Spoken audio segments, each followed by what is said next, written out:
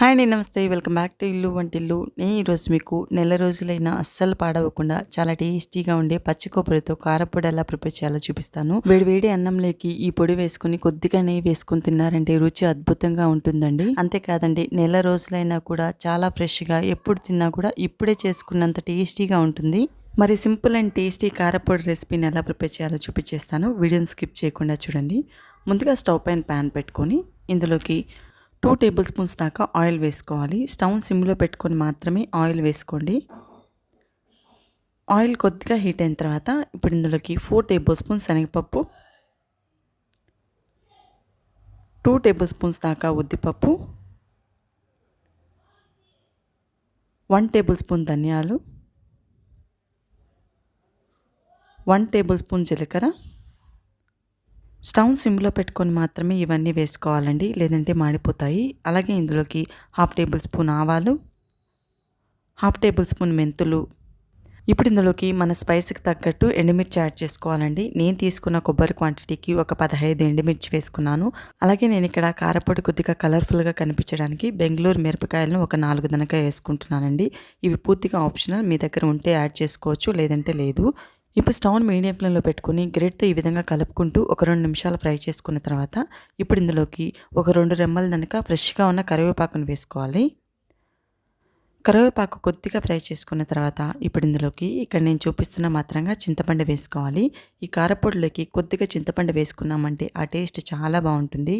మరీ ఎక్కువ యాడ్ చేయాల్సిన అవసరం లేదండి. ఇక్కడ నేను చూపిస్తున్న మాత్రంగా యాడ్ చేస్తే సరిపోతుంది.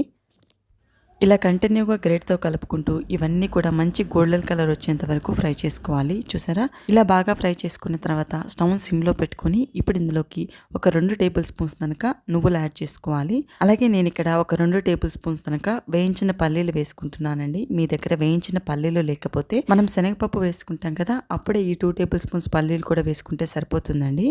ఇవన్నీ ఒక 2 నిమిషాలు ఇలా సిమ్లో ఫ్రై చేసుకున్న తర్వాత స్టవ్ను ఆఫ్ చేసేసుకొని ఇవన్నీ కూడా పూర్తిగా చల్లారనివ్వాలి. పూర్తిగా చల్లారిన తర్వాత మాత్రమే మిక్సీ జార్లో వేసుకోండి, లేదంటే మనం మిక్సీ పట్టినప్పుడు పొడి పొడిగా రాకుండా కొద్దిగా ముద్దగా వచ్చేస్తుంది. సో నేను ఇక్కడ పూర్తిగా చల్లారిన తర్వాత మాత్రమే మిక్సీ జార్లో వేసుకొని ఇప్పుడు ఇందులోకి సరిపడా సాల్ట్ వేసుకోవాలి. నేను ఇక్కడ 1.5 టేబుల్ స్పూన్ దాకా సాల్ట్ యాడ్ చేసుకుంటున్నానండి. ఒకవేళ సాల్ట్ సరిపోకపోతే తర్వాత అయినా కూడా సాల్ట్ వేసుకొని అడ్జస్ట్ చేసుకోవచ్చు. ఇప్పుడు వీటన్నిటిని కూడా ఫైన్ పౌడర్ లాగా మిక్సీ పట్టుకోవాలి. చూసారా, ఇలా ఎక్కడా కూడా బరక అనేది లేకుండా మెత్తగా మిక్సీ పట్టుకోవాలి. ఇలా మెత్తగా మిక్సీ పట్టుకుంటేనే మనకు కారపొడి టేస్ట్ అనేది చాలా బాగుంటుందండి. ఇప్పుడు ఇందులోకి పచ్చి కొబ్బరి ముక్కలు ఒక 2 కప్స్ కనుక వేసుకుంటున్నాను. నేను ప్రిపేర్ చేసిన పౌడర్ మొత్తం కూడా 2 కప్పుల కొబ్బరికి సరిపడా మాత్రంగా వేసుకున్నానండి. మీరు ఒకవేళ 1 కప్పు పచ్చి కొబ్బరి ముక్కలతో చేసుకోవాలి అంటే నేను వేసిన పప్పుల క్వాంటిటీ మొత్తం కూడా హాఫ్ చేసుకొని వేసుకుంటే సరిపోతుంది. చూసారా, పచ్చి కొబ్బరి వేసిన తర్వాత ఇలా కోర్స్గా మెత్తగా గ్రైండ్ చేసుకోవాలి. పచ్చి కొబ్బరి ముక్కలు ఎక్కడా కూడా పలకనేది లేకుండా ఇలా మెత్తగా మిక్సీ పట్టుకొని పక్కన పెట్టుకొని ఇప్పుడు ఇందులోకి పోపు ఎలా ప్రిపేర్ చేయాలో చూపిస్తాను.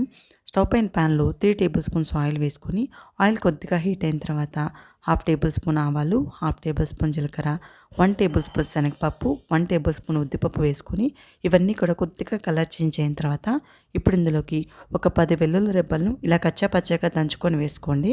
అలాగే ఒక 2 ఎండుమిరపకాయలు, ఫ్రెష్గా ఉన్న కరివేపాకు వేసుకొని వెల్లుల్లి రెబ్బలు మంచిగా కలర్ చేంజ్ అయ్యేంత వరకు ఫ్రై చేసుకోవాలండి. ఒక 2 నిమిషాలు ఇలా ఫ్రై చేసుకున్న తర్వాత చూడండి, వెల్లుల్లి రెబ్బలు మంచిగా ఫ్రై అయ్యాయి కదా. ఇప్పుడు ఇందులోకి 1/2 టేబుల్ స్పూన్ పసుపు, ఒక చిటికెడు ఇంగువ కూడా వేసుకొని ఇవన్నీ ఒకసారి బాగా కలుపుకొని ఇప్పుడు ఇందులోకి మనం మిక్సీ పట్టి పెట్టుకున్న కొబ్బరి పొడి మొత్తం కూడా వేసుకోవాలి. స్టవ్ సిమ్లో పెట్టుకున్న తర్వాత మాత్రమే పచ్చి కొబ్బరి కారాన్ని మొత్తం కూడా వేసుకోవాలండి, లేదంటే మాడిపోతుంది. ఇప్పుడు గ్రేట్ తీసుకొని కంటిన్యూగా 1 నిమిషం పాటు ఇవన్నీ బాగా కలిసేలాగా ఈ విధంగా కలుపుకోవాలండి. మరీ ఎక్కువ ఫ్రై చేసుకోవాల్సిన అవసరం లేదు. 1 నిమిషం పాటు ఇవన్నీ కలిసేలాగా కలుపుకుంటే సరిపోతుంది. మరీ ఎక్కువ ఫ్రై చేశారనుకోండి కారపొడి కలర్ అనేది చేంజ్ అయిపోతుందండి. అంతే అండి, చాలా సింపుల్ అండ్ టేస్టీగా పచ్చి కొబ్బరితో కారపొడి అయితే రెడీ చేసేసుకున్నాం కదా. ఈ స్టేజ్లో ఉన్నప్పుడు కొద్దిగా సాల్ట్ చెక్ చేసుకొని సరిపోలేదు అంటే అడ్జస్ట్ చేసేసుకోవచ్చు అండి. ఇలా ప్రిపేర్ చేసుకున్న కారపొడిని గ్లాస్ జార్లో వేసుకొని టైట్గా మూత పెట్టుకుని ఫ్రిడ్జ్లో స్టోర్ చేసి పెట్టుకున్నారంటే కనీసం 1 మంత్ వరకు అస్సలు పాడవదండి. టేస్ట్ కూడా చాలా బాగుంటుంది. తప్పకుండా మీరు కూడా ట్రై చేసి మీకు ఎలా కుదిరిందో కమెంట్ చేయడం మాత్రం మర్చిపోవద్దండి. అలాగే ఇలాంటి మరెన్నో simple and tasty healthy recipes కోసం మన ఇల్లు వంటిల్లు ఛానల్ని ఒక లైక్ చేసి సబ్స్క్రైబ్ చేసుకోవడం మర్చిపోవద్దండి. Thank you for watching.